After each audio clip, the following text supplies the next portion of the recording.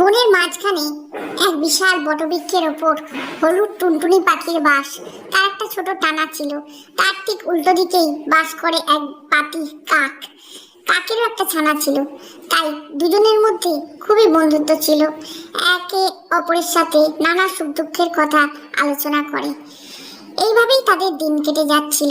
একদিন হলুদ টুনি পাখিটা খাবার খুঁজতে বেরোলো। খুঁজতে খুঁজতে সে চলে এলো একটা অচেনা জায়গায়।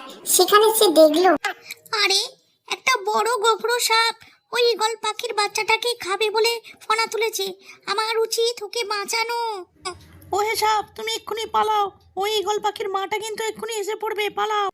টুনি পাখিটা ঠিকই বলেছে, এখন পালাই বাবা। মা ঈগলটাও ততক্ষণে এসে পড়েছে।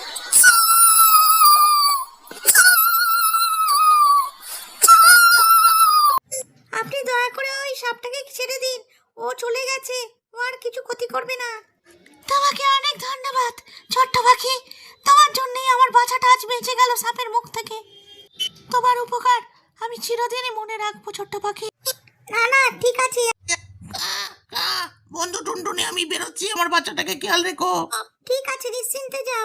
কিন্তু হলুদ টুনটুনি কিছুক্ষণ পরেই ঘুমিয়ে পড়লো। ঘুমিয়ে পড়তেই কাকের বাচ্চা আর হলুদ টুনটুনির বাচ্চাটা খেলার ছলে বাসা থেকে বেরিয়ে পড়লো। তারা উঠতে উঠতে দুজনে অনেকটা দূর চলে এলো। কিছুক্ষণ পর তারা একটা পাহাড়ের ধারে চলে এলো। সেখানে হঠাৎ করেই একটা বড় ঈগল পাখি কাকের বাচ্চাকে আক্রমণ করলো এবং তার মাথা টুকরে খেয়ে ফেললো। হলুদ পাখিটা ছুটে ছুটে তার বাসায় ফিরে এসে সব ঘটনা জানা। হাই হাই, আমার বাচ্চাটা কোথায় গেল? টুনটুনি, তোমার উপর ভরসা করে আমি কিন্তু রেখে গেছি। বিশ্বাস করো কাক ভাই, আমি ঘুমিয়ে পড়েছিলাম, নইলে আমি বাচ্চা দুটোকে একদমই বেরোতে দিতাম না। তোর জন্যই আমার বাচ্চা মারা গেছে। দাঁড়া, তোকে দেখাচ্ছি মজা। কাক কিন্তু মনে মনে হলুদ পাখিকে দোষী ঠাউরালো। সে ভাবলো প্রতিশোধ নেবে একদিন। কে কে শোন বাছা, আমার সন্তান কাক যেখানে মারা গেছে, আমাকে একটু নিয়ে চল না। নিশ্চয়ই নিয়ে যাব কাক মাসি, চলো।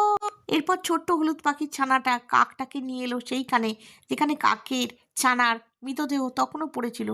কাকমাসি, ওই পাহাড়ের পেছনে বদমাইশ ঈগলটা থাকে। তুই এই গাছের কাছে অপেক্ষা কর, আমি এক্ষুনি আসছি।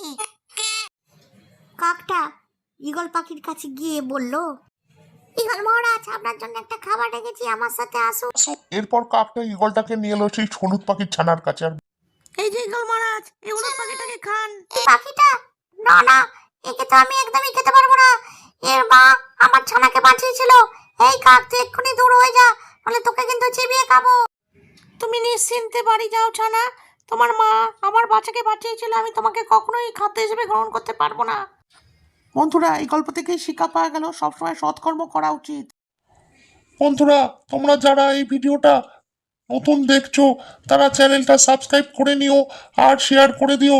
আর কমেন্টে লেখো তোমরা কে কোথা থেকে এই চ্যানেলটা দেখছো।